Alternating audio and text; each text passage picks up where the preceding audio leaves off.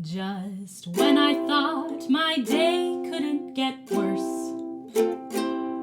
a giant gust of wind blew, and like a scary curse, it almost pushed me over, and it was just my luck. Oh, my hat flew under a halal truck. It flew right underneath and it got stuck. It rolled right into shawarma, gasoline, and dog shit. I thought, to sum up 2020, this was it.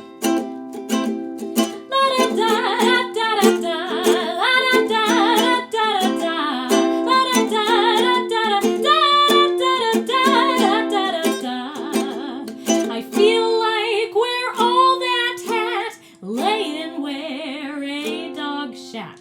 Oh, to sum up 2020, this was it.